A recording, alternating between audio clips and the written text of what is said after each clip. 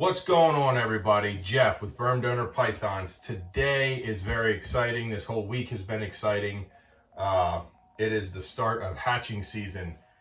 If you guys follow me on Instagram at @_Burm Donor, you probably saw that the champagnes have started to make their way out of the eggs. Nothing is fully out yet, but I expect them to be out in the next day or two. This clutch here is an albino to a normal 100% het albino female. These are going to be the snakes that I take with me to shows. I have a lot of people ask me, oh, I want to start off, I want to get a Burmese python, but they want an entry-level animal. They want something that's more affordable. So this year I decided to pair these two. They are actually two of my older and my biggest adults. So it was good for them to go through it.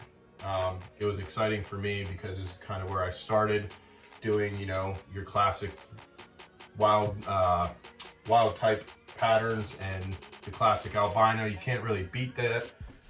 I know that the male throws off awesome babies, real high white albino stuff. Anyway, they're all beautiful. So this video is going to be egg cutting. These guys are on day 64, 65. They should start coming out by now. 60 to 70 days. My temperatures were right around 88.4. I ran a little warmer than I did last year to try to, see if they come out a little sooner, but they didn't, which is fine. They know what to do. They are capable of coming out by themselves, but we're just going to convince them a little bit, help them out a little here. As soon as I cut the champagne eggs, they were on day 63 or 64. As soon as I cut them, they started poking their heads out. So I'm going to show you what to look for, how to cut them, how I cut them. Everybody cuts a different way. Brian Barczyk, Billy, whatever you use, however you want to do it. You just want to be careful. I take my time. I don't poke and prod around in the egg. I just cut it, take a peek, make sure everything's good, and then I let them come out. So I'm super excited. I hope this is educational. I hope this helps you guys. And for everybody that, sees some of my stuff on Facebook, on my personal page, or on my Instagram, the Burm Donor Instagram,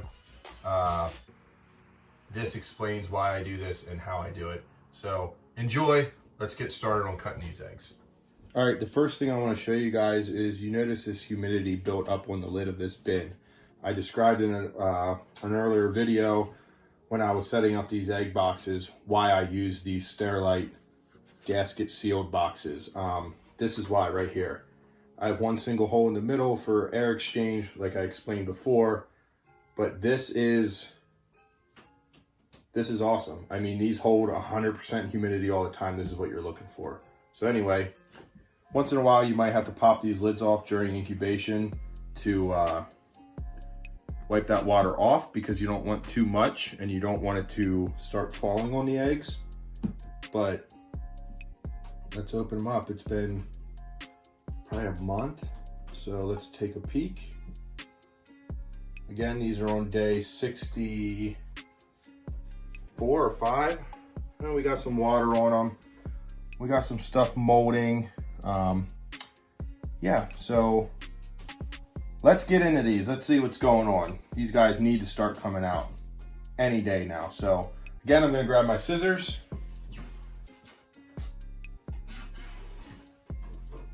Just surgical scissors here, stainless steel surgical scissors. You get them on Amazon. They're really nice, got a nice fine point to them. I'm gonna sanitize my hands. Yeah, I'm a little worried. I see some stuff I don't like. This mold here, looks like some water droplets dropped on them. These guys should be plenty developed though to be able to withstand this stuff. This egg's looking a little questionable. The fuzzy mold on it doesn't really concern me. I've seen it from humidity before, but it's when it starts to change colors and it gets darker. Without cutting that egg open, I mean, I'm not giving it no chance at all, but without cutting that open, I would say that maybe that individual stopped developing. The fact that it only started molding maybe a week or so ago, I'm not sure. We got a little on this one, but let's get into these. I'm gonna start with this moldy one. You know, let's take, if it's bad, we'll start off bad. Let's see what happens. So I just make a small, I don't know if you guys can see that. Small little incision. And again, the smell. If you have a bad odor, usually that means you have a bad egg, but I am not getting any bad odors. Nothing to raise too much alarm here. Another thing I like with these scissors, they have a little bit of a point to, or a curve to them. So I can use these to work around whatever way and make turns and stuff.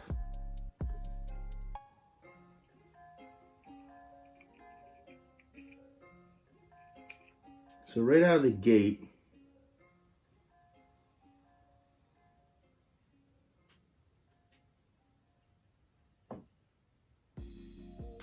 I'm gonna say this one went bad. I'm not seeing any movement.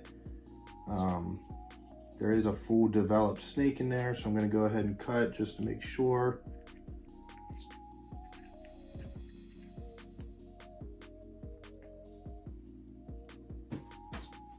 Okay, so we're not starting off good. It's a shame. I don't know what went wrong here. You know, some just aren't cut out to make it. You know, that's part of doing this when you have, I think I stopped counting at 161 eggs this year. This is gonna happen. So let me turn this around and show you guys. All right, so right there, you can see there's not a lot of fluid in this egg. Usually when you cut a good egg, you get a lot of nice fluid coming out of there. If you give them a little touch, they would move, squirm around. This animal is not moving. I did take a look at its head. The eyes are blue, there's no color to the eyes. So unfortunately, like I said, this moldy one did not make it. That's all right, we still got plenty to go. It's a bummer, but again, if you are getting into this, this is one of the downfalls. I'm not glad that this happened, but I'm glad that I could show you guys. One year I cut a whole clutch and this is what they look like. So I don't know what happened here. Just stopped developing. Like I said, survival of the fittest. You know, they got the strong survive. This is what happens.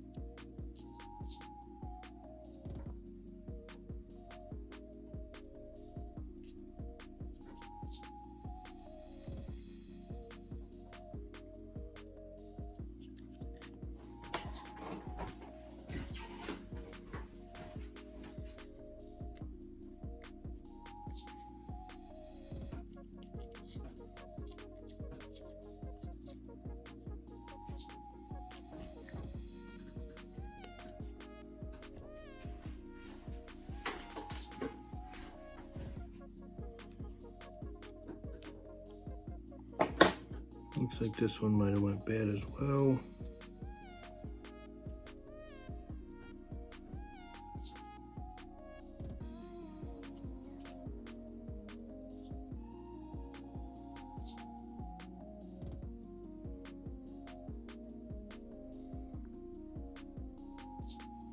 Yeah, I'm not quite sure what's going on here, guys.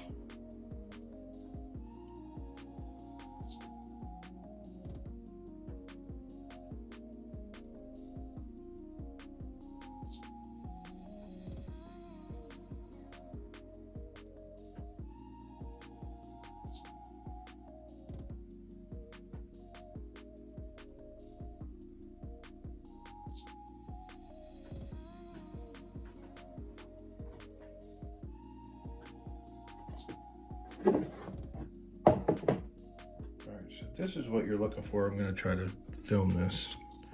When you cut these eggs open, you have a lot of nice clear fluid and veins. That is a beautiful albino Burm. I did give him a little poke. He's alive and well. I cut a little window like that so I can shut it. So, not bad. I have 3 that went bad so far. So let's keep going, see what we come up with. The last 2 I cut were good. I can already tell that this one's good too. I got that nice clear fluid. Another albino, I see a little nose, lots of heavy veins in here. It's good. This one has some mold. Might have got a little wet at one point. So we'll make a little incision. Again, you guys see the blood and the fluid. This is not hurting them whatsoever. They are developed. What they're doing is finishing up, absorbing the rest of the yolk. And all this does is make a little window for them to be able to poke their heads out of. They are born with an egg tooth. They would be more than capable of coming out, but a few of those ones that I cut that weren't any good, maybe if I would have cut a little sooner, they would have had a chance of coming out. Not all of them are going to come out. Sometimes they do, sometimes they don't. So this one I can tell, unfortunately, no veins, stopped developing. The fluid looks decent, but this fluid, if you can see here, gets really thick. It gets thick, almost like a mucus. I don't know how well you guys can see that. So when I cut those eggs open and I see that, it's not a good sign. Yeah, this animal is not moving. It's a bummer. I mean, to see him come this far and then something go wrong. Again, I'm running 88 degrees. This looks like a nice animal too. All right, let me take care of this one. All right, here we go. This is a good example. This egg is perfect. Nice clean fluid. When I cut into it, I knew that it had some good viable veins. You touch the animal, it gives you a little shrug. That's awesome. So we're not doing bad, not doing great, but I'm not gonna complain. Like I said before, I've cut in clutches that they all look like this, or all look bad. So let's go ahead and try to cut this one here. You almost can feel it if you pick them up. You almost can feel they're soft still, but they're not as soft as they were when they were laid. You can almost feel that fluid in there. Again, this one don't have no mold.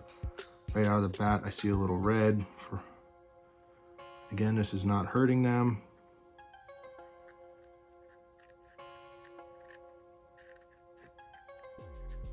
And as I'm doing this, I'm cutting and I'm keeping tension up on the egg. Just like that. And I like to cut like a window.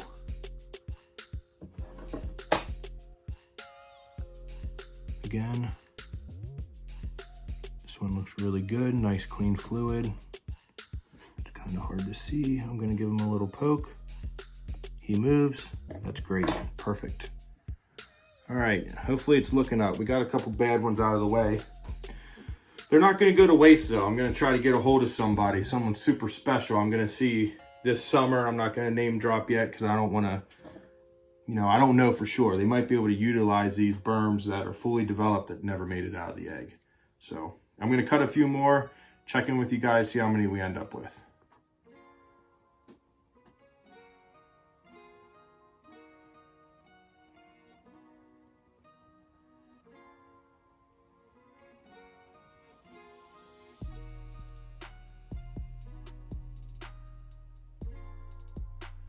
Right there's a little nose. 2 eyes and a nose.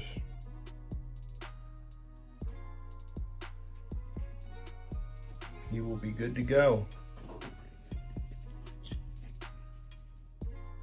All right, everyone, this is what we have. Why I lost so many out of this clutch, I don't know. Like I said, this is all part of it. This is one of the ugly sides. Fortunately, there's 20 good ones. We lost quite a few. Like I said, I'm not going to let them go to waste. I will hopefully do a video on what I'm going to do with those. But like I said, this is all part of it. This is why I do it for this reason here. But I don't even want to show you the other bin with some of the snakes that didn't make it. It's a shame, but it does happen, unfortunately. Champagne clutch looked great. This clutch was incubated at the same temperature, same humidity, all that stuff. So that just goes to show you, don't count your eggs before they hatch. But let's do a little outro here. I'm happy. I got 20. Should have had a lot more, but it happens. So let's wrap this one up. All right, everybody. So that was an egg cutting video. A few things. Again, I can't stress it enough that this happens. Sometimes it don't, sometimes it does. Sometimes you get a perfect clutch, sometimes you get all of them. I cut a clutch that was from my hypo female, her second year, hypo granites, everything. Fully developed, fully patterned, colored up. When I cut the eggs, they just weren't alive. They have this big, thick mucousy sac attached to them and they just don't make it. Again, I enjoy doing this. There's nothing that I could do for them inside the egg, which kind of leads me to this point. This is why I cut the eggs. I give them a couple days extra. Some people cut at day 50 or 55. I think that's a little too early, but that's just me. You know, do what works for you. But I was always told I always did day 60. These eggs were day 64, 65. Maybe if I would have cut them, they would have came out and they would have had a chance. I don't know. It's a bummer, but that's why I cut. Who knows, maybe these ones that are still good, the 20 that I, you know, cut open tonight that were good, they might have not have came out. They might have, you know, did the same thing, but you almost can tell when you pick them up to cut them or when you make that first initial incision, what the fluid looks like. If it's real mucousy looking and you don't get any veins or any blood, that's a bad sign. If you snip that and some clear fluid leaks out and you get a little bit of blood with it and you can look down in that egg and see, that's great. Sometimes I give them a little poke, they budge a little bit and that's it. I let them go. So we got 20. It's not horrible, it's not great, but those babies that didn't make it hopefully will make a king cobra very, very happy. So stay tuned. We got some stuff getting ready to hatch. Those 20 champagnes are on their way out. I just put this bin away and there are little heads poking out everywhere over there. So stay positive. It's only the second clutch. We got 4 more to go. I'm glad I got to do a video. Thank you guys for being patient. I hope this helped. It was kind of slow, kind of monotonous, just cutting eggs, talking, but it's exciting at the same time. Those are new little baby berms. I love it. I love everything about it. Unfortunately, we had some downers today, but you got to keep on keeping on. Again, thank you for tuning in. Rule number 1, the most important, go support USARK still. Please go do that. If you're not a member, become a member.